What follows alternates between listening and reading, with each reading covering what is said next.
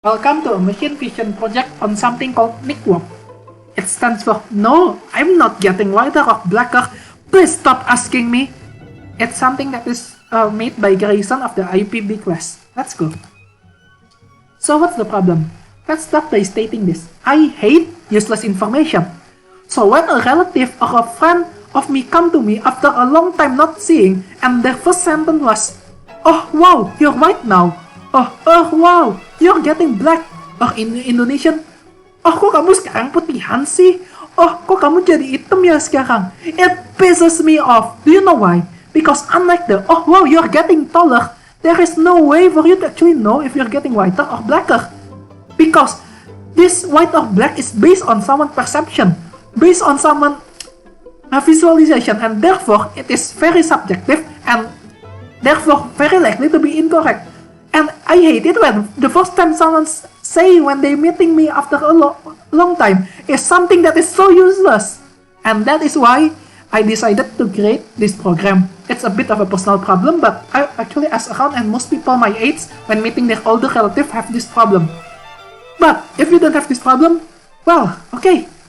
There are some other use of this application for you to use, like if you want to know which of your friends is the blackest, or if you want to know who has the whiter skin between Stalin and Hitler, whatever. Yeah, we can do that. So what's the problem? Most people will just say, "But I have eye, Grayson. I don't need your program. I can just see people which one is blacker or whiter." To that I say, well, yes, but actually no. Because, again, it is based on your perception. For example, look at these two photos. Which one is whiter? I don't know. If you ask me, I probably guess the left one, but I'm not sure because, yeah, it's close. We found out that after we put it to an image processing program, image processing program, we find out the Japanese PM average RGB is 158, while the Turkish guy is 146. However, the guy on the left has a higher red-green ratio, which means their RGB composition is completely different. Red-green combined makes a yellow, and the person on the left looks a bit yellowish.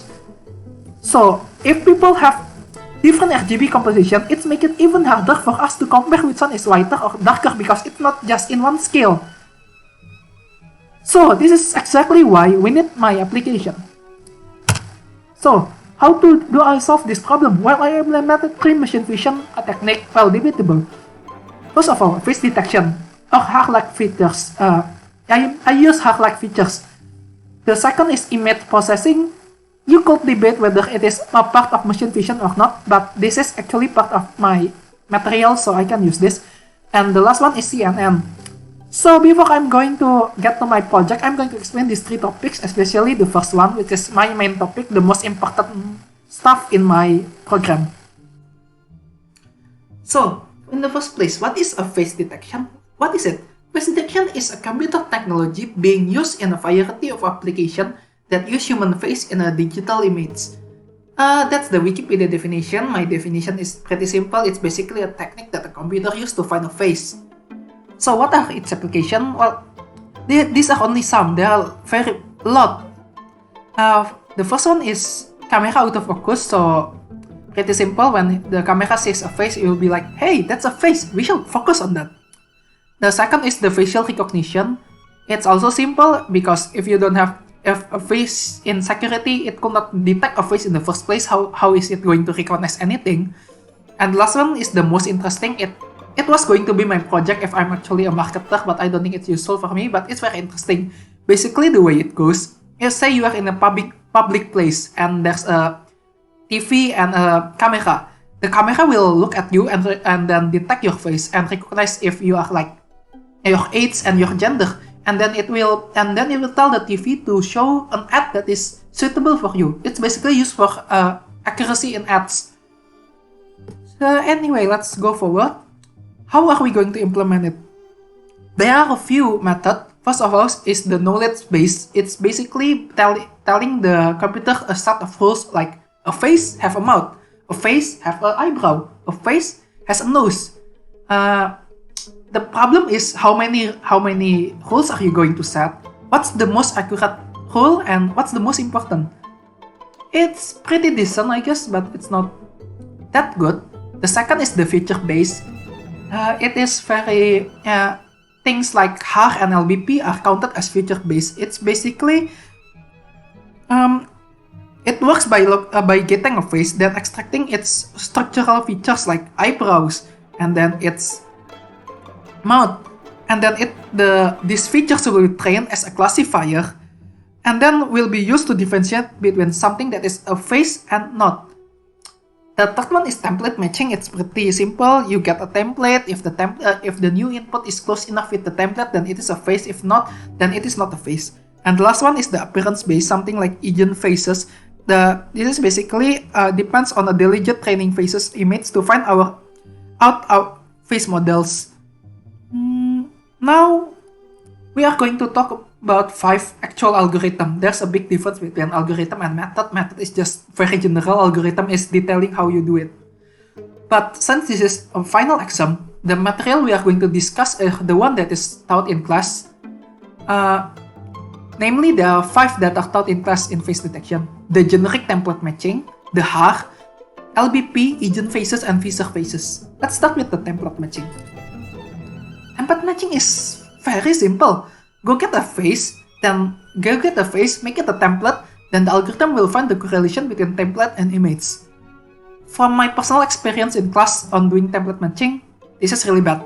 It could find, say, the same person, even then if the angle is bad, it couldn't really find it, and it has a really hard time when it want to find a really different person. Example, let's just say Hitler's face is our template. It can find Hitler, but it couldn't find the girl below Hitler. The faces are very different. You can try it yourself with your code. So now we are going to get to the actual good methods. Start with the LBP. LBP is a texture operator that labels its image by thresholding the neighborhood of its pixel and consider the result as binary number. Okay. If you don't have any idea what it means, it basically means this. You see this 9 square and 9 square. Basically how it works. Consider this. We are looking for the 4. The 4 then this 4 value. The 4 value have neighboring pixel, right? Like this 8.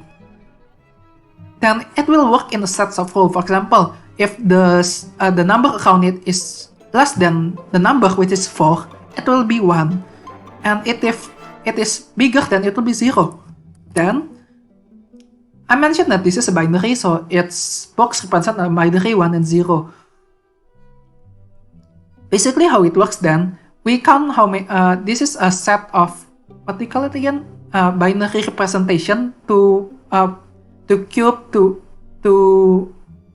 pangkat 3, pangkat 4, something like that. Then we can count the middle pixel using the ones. Use basic binary to decimal. 2 4 is 16, 2.2, pangkat 2 is 4, this is 2, this is 1, so total is 23. Now the center value is 23. So because in machine vision most of the time images are represented as integer matrices, that means if we count everything, we can find a new image. We can get a new image that is already converted to LBP. Now that we have a series of integer, we can create a histogram. That's basic math. Then we can just create a histogram, then that histogram will be our template. It will be not really a it's a template, but different from the template matching because we use LBP pattern matrix histogram. Sorry. When another input image comes in, we simply do this process again, and then we will get another histogram, right? Then we simply compare the histogram. There are many ways: Euclidean distance, absolute value, pick your own. Then, if the comparison different, the A minus B is within its threshold, like the error margin that you want, then it is considered a face. If not, then it is not a face. Next, we are going to talk about HAR. HAR in face recognition are basically series of 2 different colored squares and rectangles. It's something like this. Yes, it looks like a flag but only black and white. This looks like a chessboard. So what does these squares have anything to do with face recognition, you ask? I'm glad they asked, because let's just take example at this. This eyebrow. Assuming this eyebrow is a line, you can clearly see that this is a white part above it, right?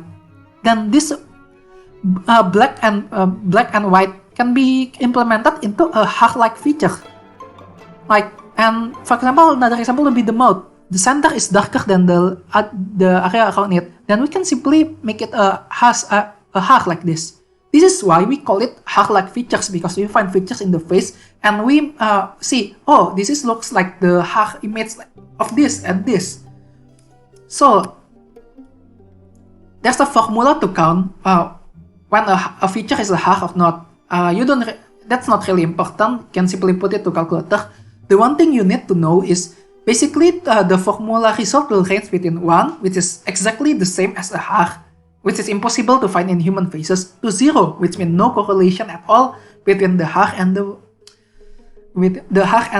image, the feature that it takes. Which counts as heart is decided by a threshold. What it means is basically if you want to set the threshold to be 0.5, then anything that the heart formula count as above 0.5 will be counted as a correct features. And if it is below, then it is not a feature. So how does heart detect faces? They will use like a moving window. They will say this face, they will detect this area, then detect this area, this area, this area, this area, until a certain stages. And if they found a certain amount of features, then it will be counted as a face. If they did not found, say, a limit, say the limit is 50, if they did not find 50 heart features, then it will not be a face. And that's how heart works. Next, we are going to talk about Eigen faces. Right, before we talk about Eigen faces, we need to talk about heart and LBP, which one is better, because both are very similar. Both are based on numbers, on a matrix, both are based on something called a feature classifier, because both focus on features. So which one is better? The answer is neither. Both have their plus and negative. Heart is more accurate but slower, LBP is faster but it has less accurate. Both are valid to use because both give you a good result. Now we are going to talk about Eigen faces. Well, for a bit, because Fisher faces is overall better, so we are just going to skim through this. To use Eigen faces, you need to understand Eigen values and vectors. And matrix, of course. It can be used to do both face detection and face recognition. So what is an Eigen face? Eigen face is...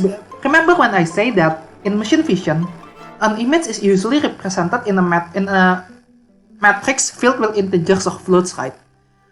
Therefore, if you pass your math class, you will know that you can represent a matrix using a series of vectors or just a vector, depends on the size. So, what is Eigen faces? Eigen faces are basically a series of vectors that represent a face, so you can reconstruct the face using just that vectors. So, how are you going to apply it to face detection again? Well, there are a few ways, but here is what I like to use. First of all, you need to get a series of photos to serve as a training, like CNN. From that image, you can find the average photo. Then you need to subtract the average image from the population. Note that there are no factors, so you can subtract factors of factor. What will be left of when you subtract the average will be the distribution. This is basic statistic. And if anything is within that distribution, it will be a face. Then you can simply rerun the program, find an input, and the input will if the input minus average is within the distribution, then we can conclude that it is a face. So before we get into Fisher faces, there is a concept I want to touch on. It's something called PCA and LDA.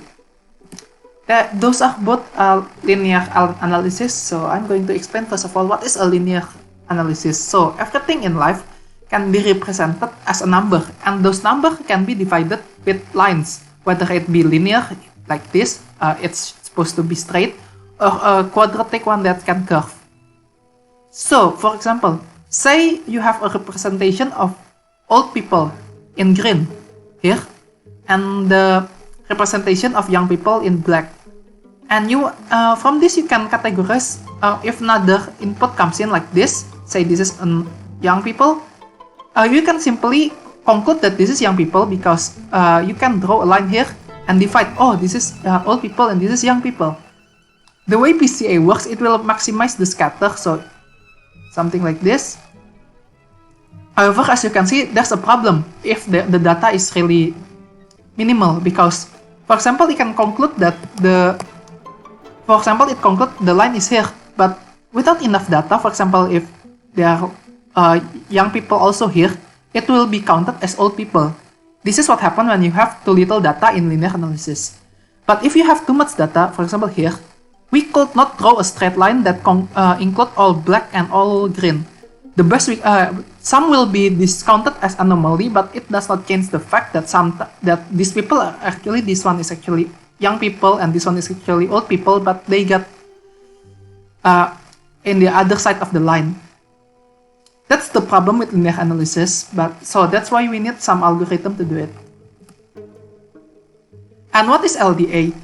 LDA is actually pretty similar, but it works on the axis. For example, this is not a good categorization because both the old people, this is old, and this is young, are in this axis. However, if you want to this is old and this is young, it matches with the classification.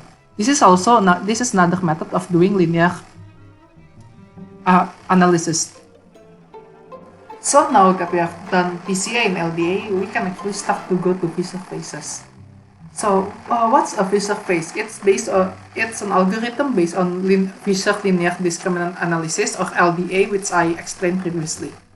It's faster than eigenphases on most cases, and it is not as reliant on the environment, for example, the lighting, than the eigenphases. However, both eigenphases and Fisher phases need a model provided beforehand. It uses both PCA and LDA, that's why I explained it beforehand. So how it works? Let's assume that M is the number of images in database and N is the number of person in the database. First, we need to convert it to matrix. Then we find the average face of all faces and the average of each person, then subtract those from the data. If those sound similar, because yes, we did also do that in eigenphases. Then we build a scatter matrix. It's something like S1. Yeah, that's the formula. We need to build a few of them. Then we combine all of them to become something called the scatter matrix. We'll call the combined scatter matrix. We'll just call it the SV for now. Then we need to find the between class matrix. This is the formula, and find the matrix min-max things. These are all pure math. You just need to count it, or better yet, put it in a calculator. Then there are the conditions.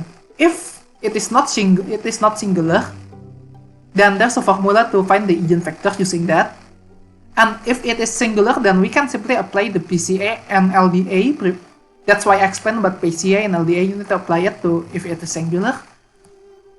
And finally, we can project the faces to an LDA space, then run the nearest neighbor classifier. Basically, we just make a class, and then the LDA algorithm will classify it either as what you want, is it A or B. Basically, it's that what it means. In actual reality, you probably wouldn't code this manually. You just need to do there's something called in CV2. They provide the create face recognizer. So you are not really supposed to memorize all these math formulas, but at least you know now how the algorithm works. And this works for face detection. You can make two classes of faces and non-faces. Then it will draw a line and classify your object as face or non-face. But it could also be used for, say, recognition or identification or classification tests. So what's my main takeaway from all this? Well, in my opinion, I tried using HAR, Fisher phases and template matching. LBP is similar to HAR, and eigenphases is similar to Fisher phases. My conclusion is HAR is the best because It's the easiest to use. You can simply download something, the Hug XML, and then apply it to your code and recognize the faces. LBP works the same way. User faces, on the other hand, and agent faces requires you to create a model, and to create that model, you need to find a lot of pictures of what you want. And for me, that is very inconvenient. We are talking about the face detection, so you need to find, say, 200 photos of faces and 200 of non-faces. I think that is too much work for me. And lastly, template matching, which is simply don't use it. There's no point of using template matching. It's really bad. Hug and LBP is as simple as template matching, so don't use. Now we are going to talk about image processing because it's one of the main thing that I do in my program. Well, technically it's not a machine vision field, it's more of a requirement for you to do machine vision. Hence, I'm going to be brief on this. Because as you can see in this pyramid of machine vision analysis, it's not here. But it's technically part of our material, the second and the third, if I'm not mistaken. So, first of all, what's image processing? In computer science, image processing is the use of digital computer to process digital image. That's the Wikipedia definition. It's basically just you processing an image. That's it. As you can see from the definition, it is a very big field. I cannot cover everything, so I'm not going just to cover what I done in my project. So basically, in machine vision, all image has a pixel, and those pixel has a color, right? So what I've done is basically I get all those values in RGB, then cluster them, then find the center of the cluster, the biggest cluster. The center of the bigger cluster is called the dominant color. So basically what is it? A dominant color is different from the average color. For example, for this image, the dominant color is black. Black is the most dominant in this image, but the average color would be dark gray. But dark gray is not present in this image. This is what I use to represent like a human face skin, because we don't want to find the average. We want to find the most dominant in human face, and that's most likely going to be his skin. The last topic that I would like to cover is CNN. It plays a decent part in my video project. So, what is a CNN? A CNN is a convolutional neural network that is a class of deep neural networks. So, what's a neural network? Neural network is based on the word neurons, which is what runs in your brain. So, it's basically a simulation of your brain. CNN, like the previous two, Agent and Fisher, also needs a model, and it's usually used to differentiate objects, so we use it for classification. So how does CNN works? Well, this is a illustration of how CNN works. We are going to keep going back to this, but a few things to note first. As you can see, the input keep getting smaller, and smaller. That's because that's the main point of CNN. Anyway, we have a few things. See convolution, then pooling layer, convolution layer. We repeat it a few times, then we go to fully connected layers. Let's explain them one by one. So, start with CNN. So, processing a complex image, especially if the image is big, is hard. So, what's the point of CNN is to reduce the image to a form that is easier to process without losing those features that are critical for us to get a good prediction. So, that's why, as I mentioned, the size of the image keep getting smaller and smaller. Anyway, what's the convolution layer? Here's an illustration of how convolution layer works. As you can see, a matrix of 5 by 5 is then condensed to a matrix of 3 by 3, and it counts the value, so the value can be condensed into this. This is the format you will see convolution layer 5 by, say, x by y by z. This is the format height by width by the number of channels. Its function is to make the matrix smaller by reducing the edge to 0. As you can see, this is the edge. This is also a 5 by 5, but the rest of this value is 0. It's basically a matrix compressing technique, as I previously said. Now we are going to the pooling layer. Pooling layer is also a function to reduce the size of the matrix because that's the whole point of CNN. It is also used to extract dominant features which are rotational and positionally invariant in an image. There are two types, the maximum and the average. Maximum pooling is the one that returns the maximum value from the portion of the image in the kernel. It also does noise suppressing, and by definition, of course, the average also returns the average, obviously, from the portion of the image that is covered by the kernel. These two are done for a not fixed amount of times. For example, in our example, we done it 2 times, but most of the time, but it's not always done 2 times. It depends on the complexity of the image and the settings. Lastly, we go to the fully connected layer here. The fully connected layer is basically when it is done. When we are done with the last two, we go to this. In this layer, we flatten our image. It is considered fully connected when it is suitable from with the multi-level receptor. It is the receptor that will goes to the neurons. Then after it is flattened, fit the matrix towards a neural network and applied to its training image. And then because this is a neural network, therefore it learns like how human does.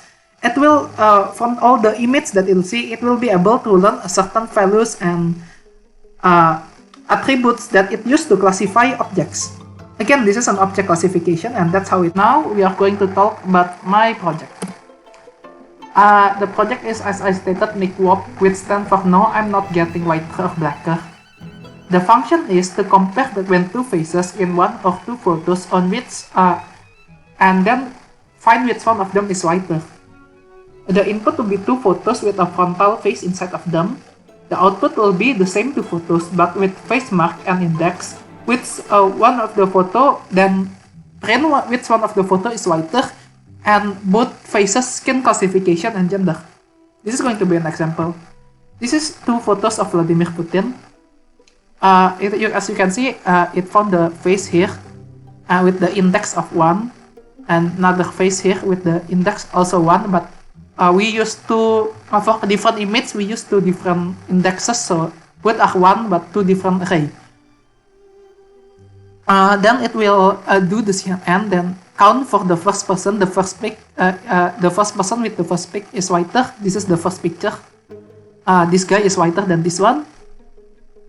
The first person from the first pic is skin color is pale and his gender is male.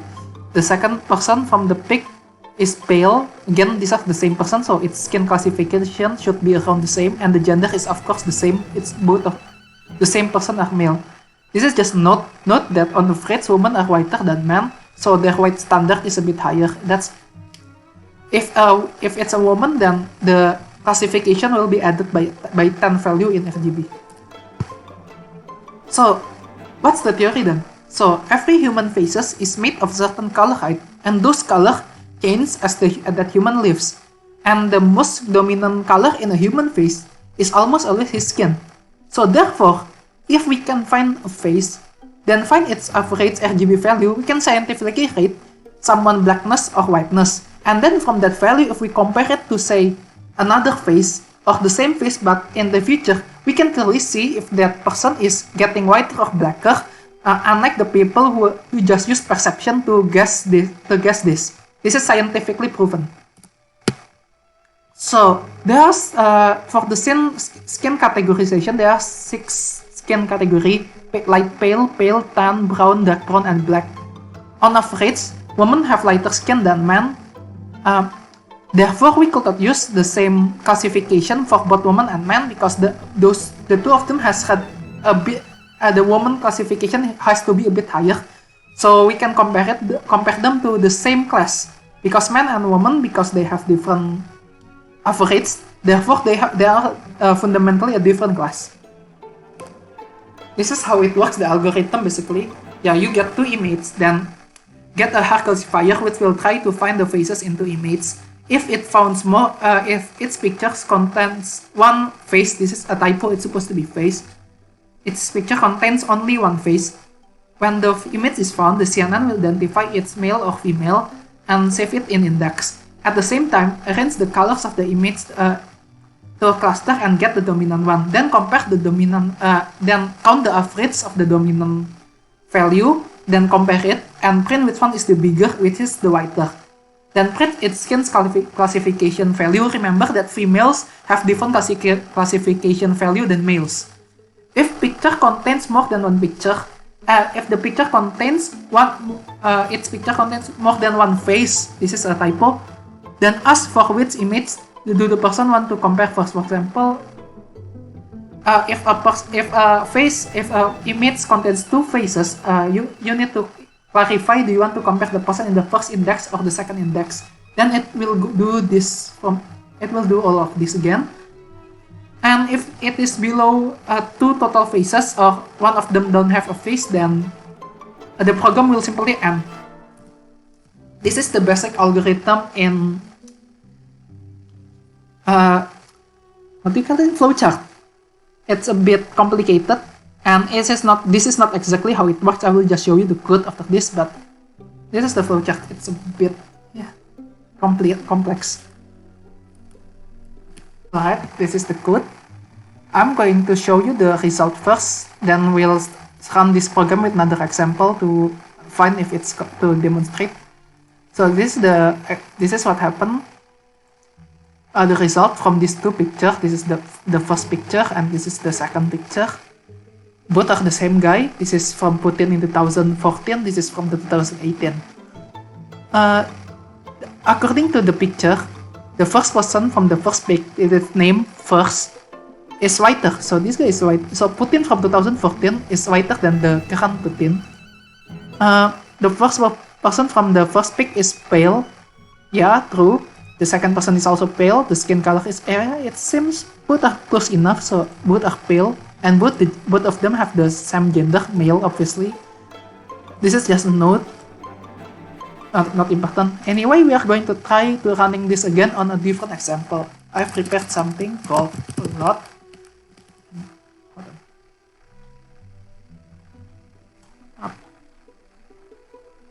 A lot, and here 222. Ready, run. While the program is running in the background, I'm going to explain the code. These are all the things that we need. Well, not this 5 is used for the CNN. This 2 is the basic CV2. This one is for this one, and this one is for the getting the dominant image, dominant color. I forgot what the sys is. Probably don't need it. And the keras is to support the image pre-processing. So let's start with the first function. This is the simple color classification. If the color, this is com is the comparison, the average of the color of said person is bigger than 180. This is light pale. This is if somewhere in between. Basically, this is a case if in C++ that just classifies something. Next is the get dominant color. I explained about this before. Basically, how it works is it gets the color, then makes it into a cluster. Then from the cluster, we can find the most common one, and then we pick the center of the most common one, and that will be our dominant color, and the return will be the dominant color. This is just importing the image. This is just the standard declaring the sequential, the start of CNN. This is just the CNN settings. This is where we are put the training set. This is where we put the test set. This is basically how many epochs and steps per epoch. We have two phase cascade. The first, both are using HAR. This I downloaded this from the internet. You can find it yourself. We made two of this because we used the phase twice. Now this is the function where if we find something is in phases, then CV2 will draw a rectangle and the phase will be saved. And the image of the phase will be saved in something called phase. This is just me saving the variable. Then we rearrange it because the CNN only accept the target size of 64.64, so everything must be 64.64. And then this is simply a index counter. This is CNN. If it is the result of CNN will be 1 or 0. So if it's above 0, then it's female. If below is male. This is simply put text of the index, so we can know so we know the index. This is getting the dominant color of the picture, and then save the dominant color in here, the store. And pre-list is where we save the prediction. This is just simple. We redo this again, but with the second image. And then there's something called face T. This is stand for face total. This is the total of number of faces. Now, I'll explain this in basically because you know that the CNN took a long time, and every time if we restart the program, the CNN will do its program again. So to help with this, we only need to do CNN once for every picture. Because sometimes when, say that you want to in a picture of you and your friends a year ago and today, you want to do many comparison in those two pictures, you can simply just run the CNN once, because as you can see, this is taking a really long time. So if the face index, if the first image have more than one picture, you are given two options. You can compare the person in that image with another person in that image, or you can compare it to a person from the second image. This is the instruction, and then you will input something. This is same rule for the second image. Now, if in the first, if you want to compare it with the same another person from the same image, this if will fire. You pick the index number of the person you want to compare, and the second we do comparison A to B. So compare the the face FOB index 1 to the person FOB index 2. Then we do the comparison. This is remember when I say about females have less is whiter. So to call the function, the color function, the first function, we give a penalty of -10. So a pale, say 180 is enough for men to be classified for very pale, but for women they need to be 190 to be classified as very pale. And then we print for the first photo, the first person is blah blah blah, the second person is blah blah blah.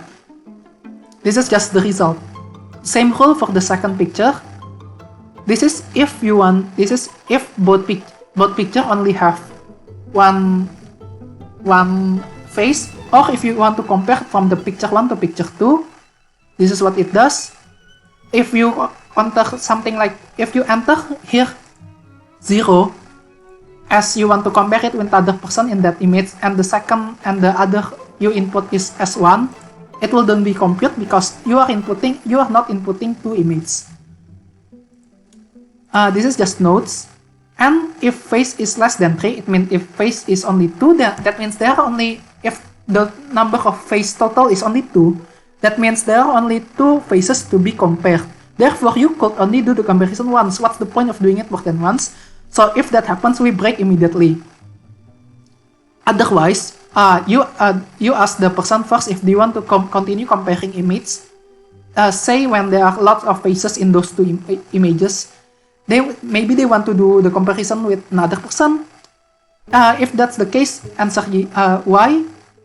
Because if you answer N, it will break. If you answer Y, because this repeat in range of N, and N is 9999, it will repeat. You can keep doing this for 9999 times. I think that's all about the code. The CNN is already done. Now, as you can see, because both images has more than one face, we need to pick what do we want to do. Say in the first image we want to compare. Say we want to compare people inside the image first. For example, we want to compare the person 3 to the person 4 in the first image. Then what we do is we enter 0 here.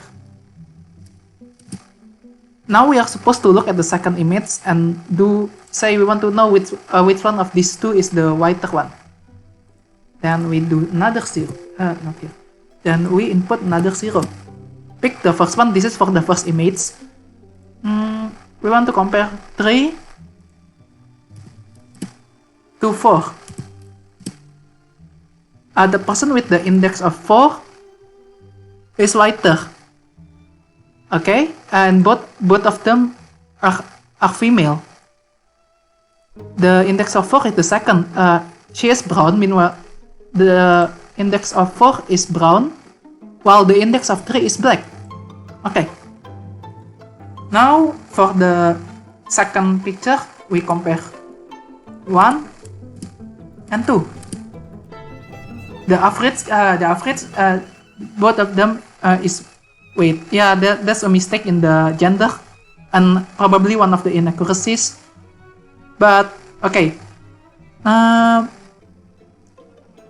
both of them are light pale, which is yes, true. The person with the index of 1 is whiter. Okay, say we want to do another comparison, then we do Y. Look at the first image, this one, and decide. Say you want to compare the person with the index of 4 with the person with the index of 1, the male. Then we can clear. The person with the index of 4 is brown. The person with the index of 1 in the second image. Wait a second. Is light pale. The second person from the pic is light pale and the gender is male. The girl is female. And that is how you use my application. That is all for the application. Now we press N and the program is done. Thank you. Alright, the presentation is done, but here's a few citations of the sources that I use.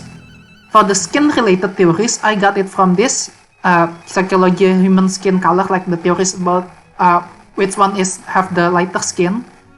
And the formulas for the LDA, I found it in ELOC UGM Aceh IB. This is my ELOC for machine vision.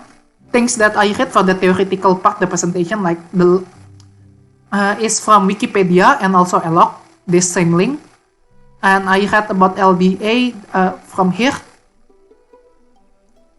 And the online tutorial for dominant on K-means and dominant color extracting, the one that is in my code, I got it from here, adamspiner.github.io.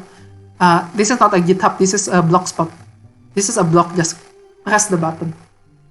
Okay, that is all from me. Thank you.